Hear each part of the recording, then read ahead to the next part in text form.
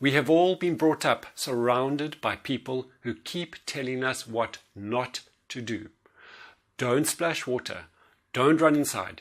Don't bite. Don't fight with your brother. Don't steal. Don't cheat on your tests. Don't mess on your clothes. Don't be late. And so the list goes on and on. Of course, we don't want those things to happen, as the result of them inconveniences us or at times can also be dangerous.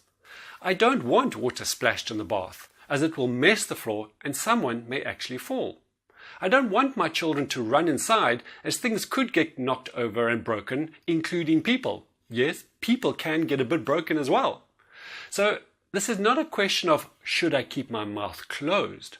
But when we say don't run inside, we are actually asking our children to do something different than running inside. I mean, that's quite obvious, right? But let's take a closer look at this. Let's see what the research tells us about how the brain works and how it makes sense of what we see and how we make meaning of it. If I say to you, don't run inside, what image begins to form in your mind? For you to understand my words of don't run inside, you will first have to think of and understand running inside, to then be able to think about what you need to do instead of running inside. So in many ways, you having to think of running inside first causes a reinforcement of running inside. And then we wonder why our children don't listen to us and can't remember what we actually told them. But our brains don't just stop there. I've said, don't run inside. But your brain then goes into overdrive to make sense of, well, what must I do instead then? And more importantly, what are you expecting me to do instead? At the same time, regardless of what research may be true or not, just look at your child's face when you say to them, don't run inside, or don't hit your brother, or don't talk with your mouth full of food. You can see that spark in their eyes dim, the face becomes long, and you sense them feeling bad or guilty. So I want to introduce you to the next skill, and you've probably already guessed it. It's share what you need instead of what you don't need. Instead of, John, don't jump on the couches, share what you need.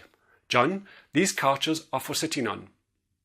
Instead of, don't run inside the house, do you want to fall? Share what you need. Robin, we walk inside. One of my favorite experiences of really understanding this next skill was watching another teacher disciplining her class. The young children were coming inside after running around at break time. Boys and girls, don't run inside. Some of the boys looked at her, and then they started skipping instead. The teacher again said, don't skip inside. They stopped, they looked at her again, and then they started hopping along to their desks. The teacher said again, no hopping inside. All of you will stay in after school for being so disrespectful. What would have been the difference if, as the boys and the girls were coming back into class, excited and energetic after their break time, she had just said, boys and girls, we walk while we are inside, please.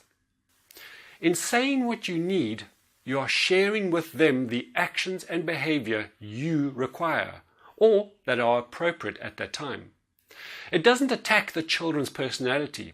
It just conveys to them what the appropriate behavior is that is required. When you share what you need without attacking their character, children step up with an attitude of cooperation nearly all the time. Listen again to the difference the words make you feel. Don't run inside, and we walk inside. The one phrase makes you feel wrong and can evoke a huge power struggle, and the other one guides you in what is appropriate without attacking your character. This simple change in wording and mindset will literally change your world. It is not always easy, as you have probably had between 20 and 40 years of negative programming to undo.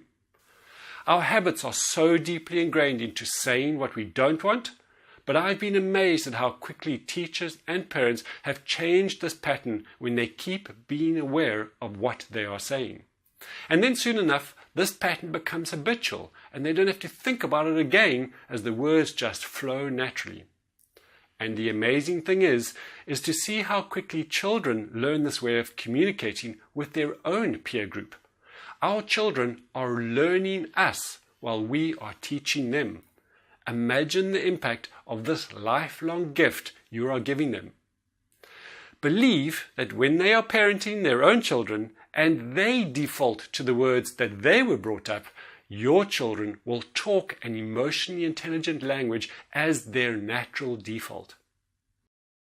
Examples of adapting the skill across different age ranges. This skill is so universal that it can be applied to all age groups easily. And let me give you a hint that I actually use the skill more often on the adults around me.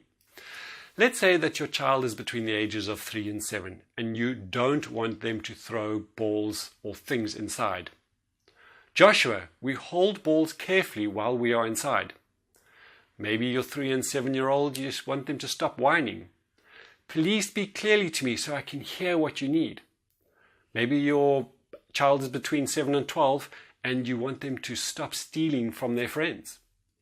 We value and respect other people's property and toys. We ask them if we want to play with their stuff. Maybe your child is between 7 and 12 and you want them to stop playing computer games at the moment. Playing computer games is for weekends or homework or whatever is the general rule in your family. Maybe you want them to stop screaming when they are upset with you. Please make sure you still speak to me respectfully even when you are upset. Maybe your child is between the ages of 12 and 18 and you're not wanting them to come home late after the party. Please be back home by the time we have agreed.